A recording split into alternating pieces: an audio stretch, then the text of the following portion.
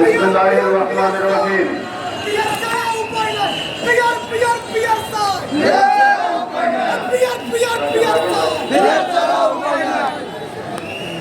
বিসমিল্লাহির রহমানির রহিম।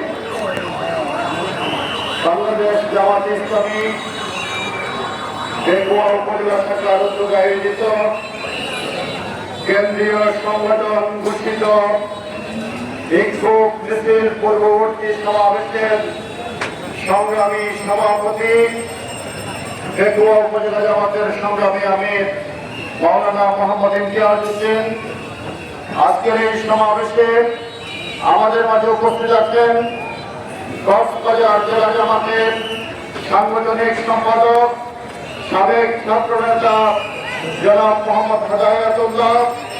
আমাদের মাঝে উপস্থিত আছেন বারোবাকিয়া ইউনিয়ন পরিষদের সুযোগ্য চেয়ারম্যান বিশিষ্ট জননেতা আলেমউদ্দিন হযরত মাওলানা ইসলাম বদিউল আলম জিহাদি। উপস্থিত আছেন উপজেলা জামাতের নায়েব আমির জনাব শাহাবুদ্দিন, সেক্রেটারি জনাব নুরুল কবির, সাবেক উপজেলা ভাইস চেয়ারম্যান অধ্যাপক নুরুজ্জামান মঞ্জু সহ সম্মানিত জামাতের নেতৃবৃন্দ, সুধীমণ্ডলী, প্রান্তীয় পেকুয়াবাসী, সংগ্রামী ছাত্র জনতা, পেকুয়ার মা ও বোনেরা, সবাইকে আমি সালাম জানাচ্ছি। আসসালামু আলাইকুম ওয়া রাহমাতুল্লাহি ওয়া বারাকাতুহু। সম্মানিত পেকুয়াবাসী, কেমন আছেন আপনারা? আলহামদুলিল্লাহ। প্রান্তীয় পেকুয়াবাসী, আপনারা জানেন আজকে কেন্দ্রীয় সংগঠনের আহ্বানে আমরা এই বিক্ষোভ মিছিল এবং সমাবেশে মিলিত হয়েছি। আমাদের কেন্দ্রীয় সংগঠনের পক্ষ থেকে 5 দফা দাবিতে ইতিমধ্যেই রাজধানীতে কর্মসূচি পালিত হয়েছে, বিভাগীয় শহরে কর্মসূচি পালিত হয়েছে। আজকে 26শে সেপ্টেম্বর জেলা শহর এবং উপজেলা শহরে আপনার কর্মসূচি ঘোষণা করা হয়েছে। আমাদের দাবি হচ্ছে আগামী জাতীয় নির্বাচন জুলাই সনদের ভিত্তিতে ফেব্রুয়ারির মধ্যে হতে হবে। অনেকে বলেন জামাত আন্দোলন করে নির্বাচনকে বিলম্বিত করতে চাই। আপনারা আমাদের 1 নম্বর দাবি দেখুন, আমাদের 1 নম্বর দাবি আগামী জাতীয় নির্বাচন ফেব্রুয়ারির মধ্যে হতে হবে এবং সেটা জুলাই সনদের ভিত্তিতে হতে হবে। আমাদের দ্বিতীয় দাবি আগামী জাতীয় নির্বাচন নিম্ন কক্ষ এবং উচ্চ কক্ষ উভয় কক্ষে পিয়ার পদ্ধতিতে হতে হবে। আমাদের তৃতীয় দাবি বাংলাদেশে নির্বাচনের উপযুক্ত পরিবেশ তৈরি করতে হবে। প্রশাসনে এবং সকল বাহিনীগুলোতে, সকল প্রতিষ্ঠানে নির্বাচনের সাথে সংশ্লিষ্ট সকল সংস্থায় লেভেল প্লেইং ফিল্ড তৈরি করতে হবে। আজকে বাংলাদেশে কি লেভেল প্লেইং ফিল্ড আছে? বাংলাদেশে লেভেল প্লেইং ফিল্ড নেই। আজকে একটি থানা থেকে ছিনতাই করে আসামি ছিনিয়ে দেওয়া হয়, পুলিশ তার বিরুদ্ধে কোনো ব্যবস্থা নিতে পারে না। আজকে থানাগুলো গতিশীলতার দুষ্টের দমন এবং শিষ্টের লালন করবে, কিন্তু থানাগুলোতে যান, অফিস আদালতে যান, সেখানে দখলবাজ, চাঁদাবাজ এবং সন্ত্রাসীদের দৌরাত্ম্য। প্রিয় ভাইরা আমার, তাই আমরা বলতে চাই 15.5 বছরের প্রশাসনের বিভিন্ন ইনস্টিটিউশনগুলো সেই আত্মবান এবং বিভিন্ন প্রতিষ্ঠান যেভাবে ভেঙে পড়েছে, এগুলিকে আপনার সংস্কার ব্যতীত সুষ্ঠু নিরপেক্ষ নির্বাচন হতে পারে না। তাই আমাদের দাবি হচ্ছে সর্বক্ষেত্রে লেভেল প্লেইং ফিল্ড তৈরি করতে হবে।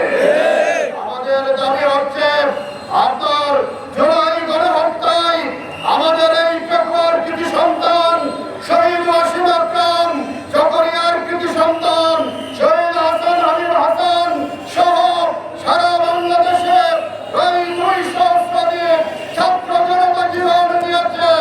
এই গণহত্যার, জুলাই গণহত্যা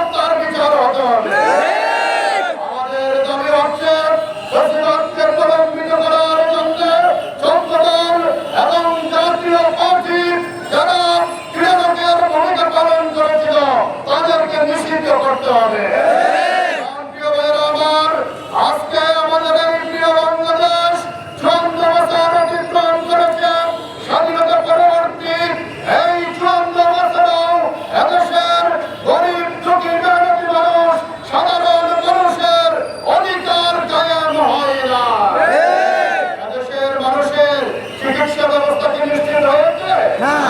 এদেশের সাধারণ মানুষের জন্য চিকিৎসা আছে?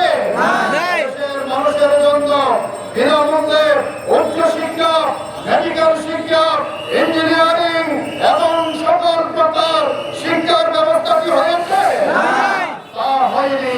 শুধু তাই নয়, স্বাধীনতার পরে আপনার জনসংখ্যা ছিল 7 কোটি, আজকে বাংলাদেশের জনসংখ্যা 18 কোটির বেশি।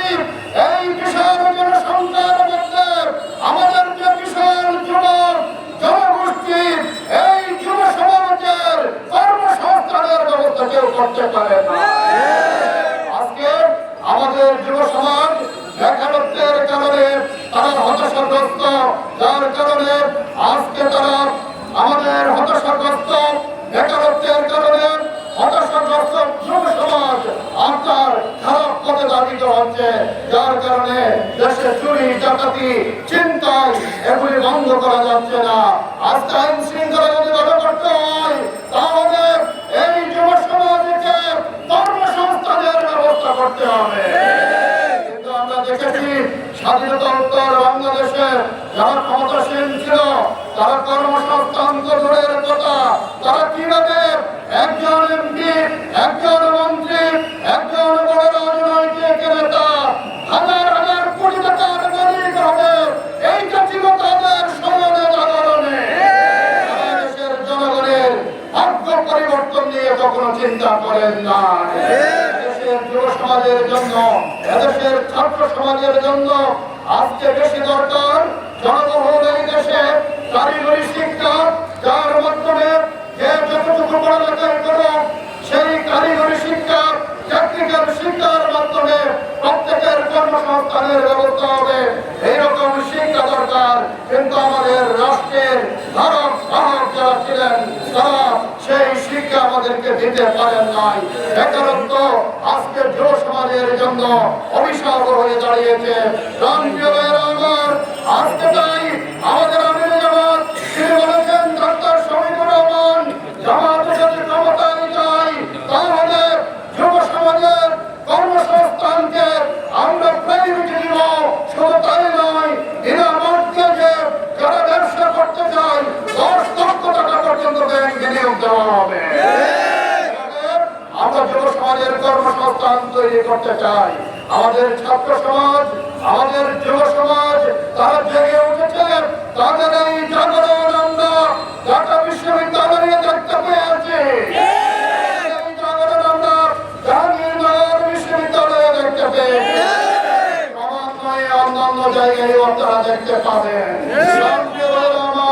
আমাদের এই যুব সমাজ আমাদেরকে বারবার পথ দেখিয়েছে। তারা আমাদেরকে সেই ৭১ সালের মুক্তিযুদ্ধে তারা সাহসী ভূমিকা রেখেছিল। আপনারা জানেন ৯০ স্বৈরাচার বিরোধী আন্দোলনের এই ছাত্র সমাজ সাহসী ভূমিকা রেখেছিল। আপনারা জানেন জুলাই গণঅভ্যুত্থান হয়েছে এই ছাত্র সমাজের নেতৃত্বে। সুতরাং এই ছাত্র সমাজের যেই জাগরণ তৈরি হয়েছে, এই জাগরণের মাধ্যমে আগামী দিনে একটি ন্যায় ইনসাফের বাংলাদেশ প্রতিষ্ঠিত হবে ইনশাআল্লাহ। আজকে জাগরণ তৈরি হয়েছে, আমাদের এই চকরিয়া পেকুয়ার জাগরণ তৈরি হয়েছে। চকরিয়া পেকুয়ার যুব সমাজ, সাধারণ মানুষ, নির্যাতিত মানুষ, আমাদের মা বোনেরা আজকে জেগে উঠেছে। আগামী দিনে দাড়ি বন্দ্যোপাধ্যায় ভোট দিয়ে ইনশাআল্লাহ এই চকরিয়া পেকুয়াকে ন্যায় ইনসাফের রাষ্ট্র বাংলাদেশ গঠনের জন্য ডাক্তার শফিকুর রহমানের হাতে চকরিয়ার পেকুয়ার জনগণ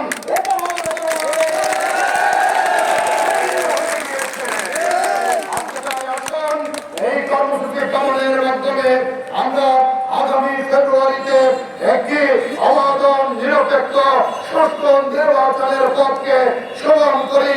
অন্তর্বর্তীকালীন সরকার এই দাবি মেনে নিয়ে বাংলাদেশের জনগণকে প্রধান উপদেষ্টা তার দেওয়া ওয়াদা পালন করবেন, এই কথা আমরা মনে করি। তিনি একটি সুন্দর নির্বাচনের আয়োজনের মাধ্যমে একজন নোবেল বিজয়ী প্রধান উপদেষ্টা তার ইজ্জত সম্মানের সাথে তিনি বিদায় নেবেন গণতান্ত্রিক সরকারের হাতে ক্ষমতা হস্তান্তরের মাধ্যমে ইনশাআল্লাহ। সবাইকে ধন্যবাদ, কৃতজ্ঞতা এবং মোবারকবাদ জানিয়ে আমার বক্তব্য এখানেই শেষ করছি। এখন মিছিল সব শুরু হবে। আপনারা সুশৃঙ্খল ভাবে ঘরে ঘরে 5 দফা দাবি আদায়ের জন্য মিছিলে সারিবদ্ধ হয়ে যান। আসসালামু আলাইকুম।